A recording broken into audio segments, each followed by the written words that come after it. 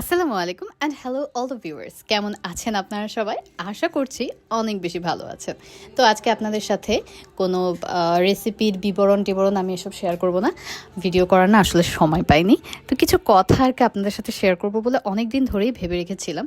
তো সেই কথাগুলোই আজকে ভর্তা বানাতে বানাতে আমরা দেখে নিই এবং শুনে নিই। আমার ফেসবুকের ওয়াল আজকে নরিন আপুর বিয়ের ভিডিওতে, ছবিতে, সাজে এবং তার একটা ব্লগ, মনে হয় পার্সোনাল ব্লগ সে শেয়ার করেছে, সেটাতে ভর্তি। বিয়ের ব্লগটা সকাল থেকে আমি অনেকবার দেখে ফেলেছি, আর বিয়ের যে ছোট ছোট ক্লিপসগুলো সেগুলো তো অগণিত বার দেখেছি। আজকে আর কি অন্য কোনো ভিডিও তেমন একটা দেখার সুযোগও পাইনি।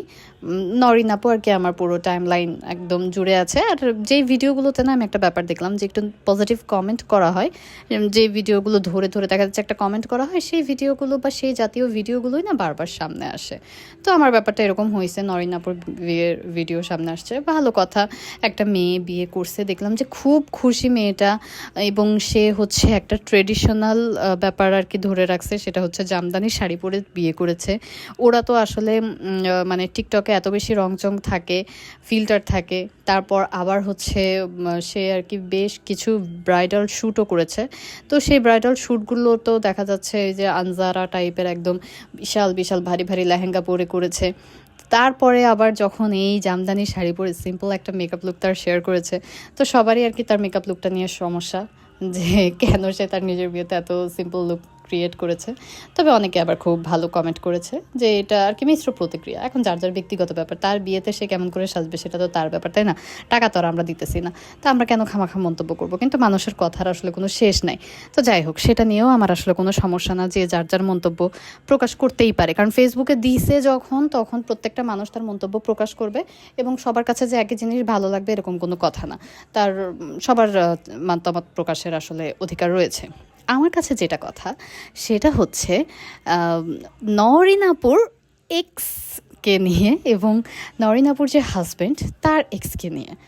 যে একটা মানুষের জীবনের কি অতীত থাকতে পারে না? একটা মানুষের কি ভালো লাগা খারাপ লাগা থাকতে পারে না? জন্ম থেকে কি আপনি বলতে পারবেন যে বিয়ের হওয়া পর্যন্ত আপনি একদম পুরোপুরি ফ্রেশ, আপনি একদম পুরোপুরি পারফেক্ট, আপনি কোনো ভুল করেননি, আপনি একদম সব কিছু লক্ষ্মী বাচ্চা, আপনি কোনো কিছু আপনার জীবনে গোপন করেননি? এরকম তো কোনো কিছু না। কিন্তু মানুষ যেদিনই আর কি বিয়েটা হয়েছে, বিয়ে হওয়ার সাথে সাথে এতদিন কিন্তু আমি দেখিনি সেই নরিন আপুর, সে কোন কালের সেই স্কুল ড্রেস পরা একটা ছেলের সাথে মনে হয় ছবি দেওয়া আছে, সেই ছবি রীতিমতো ভাইরাল হয়েছে। এক আপু আমাকে রীতিমতো ওই ছবিটা পাঠিয়ে বলেছে নরিন আপুর ওই এক্স বয়ফ্রেন্ড নাকি আমার হাজব্যান্ডের মতো দেখতে। এক আপু কমেন্ট করেছে যে এটা আমার হাজব্যান্ডই নাকি। না, আমি পুরো আকাশ থেকে পড়লাম, আল্লাহ কি বলে। কারণ হচ্ছে আমার হাজব্যান্ড নরিন আপুর বয়স থেকে আর কি আমরা যথেষ্টই বড়। নরিন বিয়ে হতেছে এই যে এই সময়, আর আমার বিয়ে হয়েছে আরও 7 বছর আগে, এবং আমার হাজব্যান্ড আমি অলমোস্ট সেম এজ, আমরা 1 বছরের ছোট বড়। তো সেক্ষেত্রে আমরা কতটা বড়, এবং সেই অবস্থায় সে কীভাবে অ্যাফেয়ার হইতে পারে? চেহারার সাথে হয়তো বা সামান্য কিছু মিল থাকলে থাকতেই পারে, মানুষের সবারই তো 2টা চোখ, একটা নাক, একটা মুখ। সো সেই হিসাবে সবার চেহারার সাথে সবার মিল থাকবে, এটা অত্যন্ত স্বাভাবিক, এটা অস্বাভাবিক কিছু না। তা আমার কাছেও আর কি মনে হয়েছে যে হালকা মিল আছে। তো যাই হোক, কিন্তু এই জিনিসটাই যে মেয়েটার বিয়ে হয়েছে, এই মেয়ের শ্বশুর বাড়ি একটা হবে, নতুন একটা ব্যাপার আছে, এই সময় তার সেই এক্স বয়ফ্রেন্ডকে টাইনা নিয়ে আসার কোনো দরকার আছে? মেয়েটার একটা মানে যদি তার শ্বশুর বাড়ির লোকজন অনেক বেশি কনজারভেটিভ হয়, তারা যদি সেরকম মাইন্ডের হয়, তো তারা বিষয়টা তো খারাপভাবে নিতেই পারে। আচ্ছা, সেটা গেল।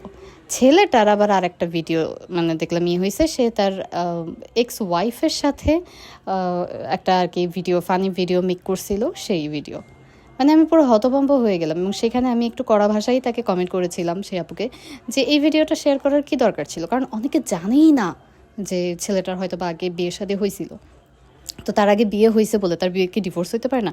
আর নরিন তো সব কিছু জেনে শুনেই বিয়ে করতেছে। নরিনের যদি কোনো সমস্যা না থেকে থাকে, তাহলে আপনাদের এত চুলকানি কেন রে ভাই?